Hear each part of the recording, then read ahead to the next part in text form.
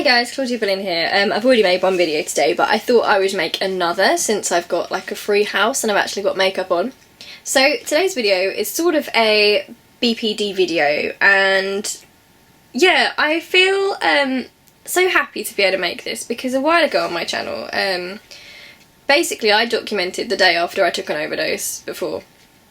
Yeah, it was a really rough time for me, and I feel like having BPD is really difficult because you go through times like that where stuff is tough, but you don't realise when you're in it that it will get better. And I will have BPD for all my life, I expect. I mean, I don't know, maybe it will change, I don't know, but I could potentially have it all my life. But I feel like I'm at a point where I'm starting to learn how to deal with it, and it feels amazing. Like I'm doing my degree course. I'm studying from home because obviously I get really anxious about stuff, and but yeah, I'm doing that. I'm doing my English Lit degree. I'm doing driving lessons to try and get some independence. My YouTube channel's doing really well. I've got so many viewers, and I feel like I've been able to help some people, which is great because I suppose when I first started, like, that was the idea. I did want to help other people, but also it's really helpful to me when I'm really bad to get a camera out and talk, because it stops me from doing other stuff. Like, you'll know that I've struggled with self-harm for a while, like, well, since I was like 12 years old, really. But I'm finding other ways to deal with it, more healthy ways. Because when the emotions get really intense, like, my instant, I suppose for all my life it will probably be like this, the instant like feeling is, oh, I must hurt myself, oh, I've got to cut myself. But I'm kind of past that in the sense that, like, I don't want to say I'll never relapse into it, because I think we all get ups and downs, but on the whole I'm in a place where I'm able to say to myself, like, no, this will get better, don't do it, like, put your energy into something else. And YouTube has helped me do that. So I think to some people who say that people who just talk about mental health online are looking for attention, they don't realise that actually it's saved me, like, physical, like, actual scars. It saved me actual physical pain and potential illness, that sort of thing, you know. Because before, when I felt like oh, I want to die, I want to cut myself, I don't know what to do, it's just too much, I put on the camera and everything's sort of okay. And there's so many videos I've made which I've never put online because I'm in a complete state in them and I'm crying my eyes out, and I haven't put them online, but they've helped me because I've sat here and made the video and, like, tried to articulate my feelings. I got a message the other day. I won't name names or anything, but basically there's someone I quite admire, actually. I got a message from them the other day, and I had no idea that they suffered from BPD, or emotionally unstable personality disorder. And this person who I admire, who I, like, think is amazing and I kind of look up to, contacted me and said to me that I had basically helped her and she really enjoyed, like, one of my BPD videos.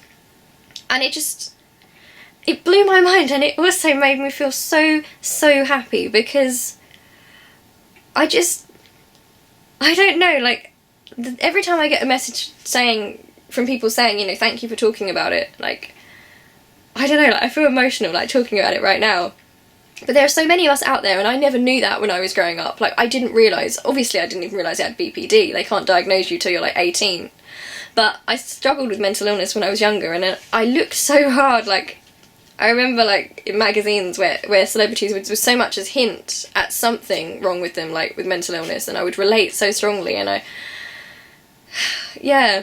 And the fact that now people feel open enough to, like, talk about it, like, I'm able to talk about it, other people online are talking about it, it's amazing.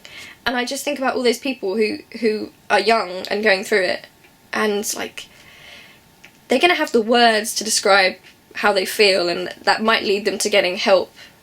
And it's just amazing. And I know this is so ridiculous, but I feel kind of sad thinking about it, because, like, I just imagine how my life would be different if I'd had that when I was younger. Like, if I had, like, when I was younger, you didn't talk about this kind of thing. Like, my family loved me so much, and they've been really good with this mental health stuff since the diagnosis, but it was just the culture at the time and the way things were. I was thought of as, like, an attention seeker and a drama queen, and, you know, lazy for crying and not getting out of bed, and selfish, and all those things that people throw at people with mental illness when they don't understand. I felt so ashamed of myself, and I thought there was something so wrong with me that, like, in a personal sense, like, I thought that I was a bad person, and you know, all these things really hit me, like, oh, I must be lazy, and all my friends are going out and having fun, and I'm not. Oh, I must just be, like, a really bad, miserable person. Like, I really hated myself growing up. Like, this sounds like such a dramatic thing to say, but I really hated myself growing up. And I've struggled with that for so long. And okay, there's various issues involved in that. Like, I'm mixed race, and I had a bit of racism at times, which was hard, and, like, being bi as well. You get a lot of nastiness, so you feel really... Yeah, I feel like I just learned to hate myself at a really young age, and it's weird to say that, but I did, like, really hate myself, and I still struggle with that kind of thing now, which kind of ties in with the BPD, actually.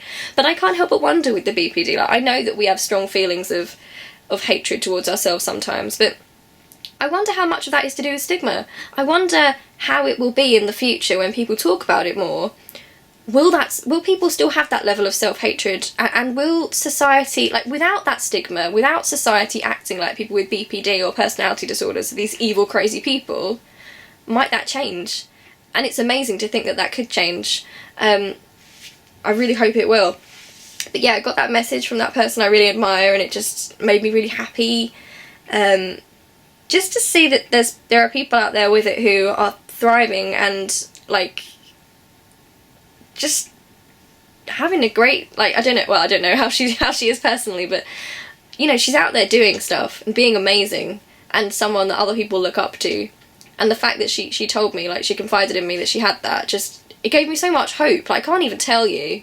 Like, it made me feel like maybe that could be me, you know, like, in the future. And I already feel like I'm getting there, because I feel like I'm learning really good coping mechanisms, and it is really hard. Like, I do get really suicidal, and I used to feel really embarrassed about saying that, because I thought, oh, it makes me really selfish and manipulative, but actually, I can say that. I get suicidal a lot, and I find these, like, moods, like the bad moods you can get with BPD, to be so hard. Like, the urge to hurt myself is so strong sometimes.